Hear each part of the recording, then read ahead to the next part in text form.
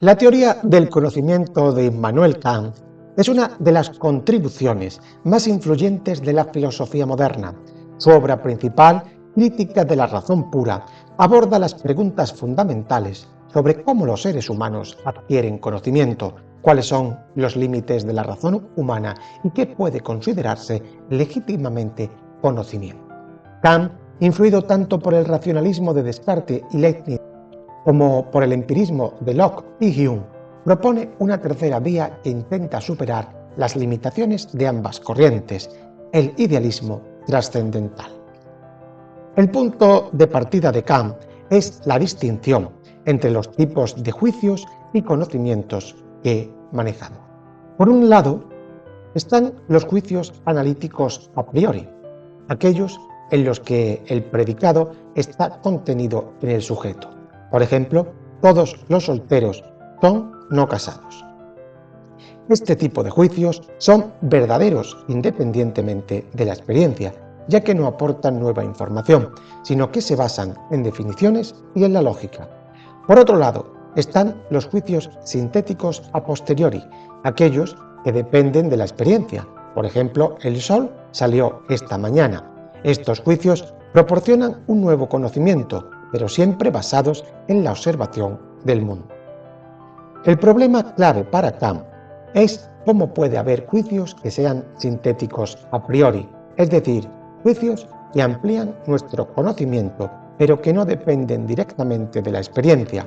Kant afirma que las matemáticas y la ciencia están llenas de este tipo de juicios. Por ejemplo, la proposición "la línea recta es la distancia más corta entre dos puntos" no es algo que podamos inferir solo de la observación empírica del mundo, pero sabemos que es verdadera de manera necesaria y universal. El conocimiento científico y matemático es posible, según Kant, porque nuestra mente no se limita a recibir pasivamente la información del mundo, sino que estructura activamente la experiencia a través de las categorías a priori. Kant sostiene que el conocimiento humano es posible gracias a la interacción de dos componentes fundamentales, la sensibilidad y el entendimiento. La sensibilidad es la facultad con la que recibimos impresiones del mundo exterior a través de los sentidos. Sin embargo, la información sensorial en sí misma es caótica e informe. Para que esta información se convierta en conocimiento, debe ser organizada por las estructuras del entendimiento, que Kant llama categorías. Las categorías son conceptos fundamentales que la mente humana aplica de manera a priori a los datos de la experiencia sensible, permitiendo que podamos entender y describir el mundo. Algunas de estas categorías que identifica Kant son las de causalidad, unidad, pluralidad, subsistencia o necesidad. Por ejemplo, cuando vemos una bola rodando hacia otra bola y haciendo que ésta se mueva, la mente humana inmediatamente aplica la categoría de causalidad para entender que la primera bola ha causado el movimiento de la segunda. Esta categoría no es algo que derivemos de la observación, sino que la mente la aplica activamente para organizar la experiencia. Una de las distinciones más importantes en la categoría del conocimiento de Kant es la que hace entre el fenómeno y el noumeno. El fenómeno es el mundo tal y como lo percibimos y experimentamos. Es la realidad que aparece ante nosotros, ya estructurada por las formas del espacio y del tiempo, y las categorías también del entendimiento. El noumeno, en cambio, es la realidad en sí misma, independiente de nuestras estructuras cognitivas. Kant sostiene que aunque podemos conocer el mundo fenoménico, no podemos conocer el mundo nouménico, es decir, la cosa en sí. Por ejemplo, cuando vemos un árbol, lo percibimos a través de nuestras estructuras a priori del espacio y el tiempo y nuestra categoría del entendimiento. Podemos conocer el árbol como objeto fenoménico, su altura, su color, etc. Pero no podemos nunca conocer el árbol tal como es en sí, independientemente de nuestra percepción. El acceso a la realidad en sí misma está vedado a la razón humana, según dice Kant. Este límite del conocimiento es crucial en su filosofía. La razón humana tiene la capacidad para conocer el mundo fenoménico, pero debe reconocer de sus propios límites y no pretender conocer la realidad más allá de la experiencia. En este sentido, Kant se opone al racionalismo clásico, que creía que la razón podía alcanzar el conocimiento de la realidad última, como por ejemplo afirmaba Leibniz, como también se opone al empirismo radical, que creía que todo conocimiento deriva exclusivamente de la experiencia sensorial, como había afirmado David Hume.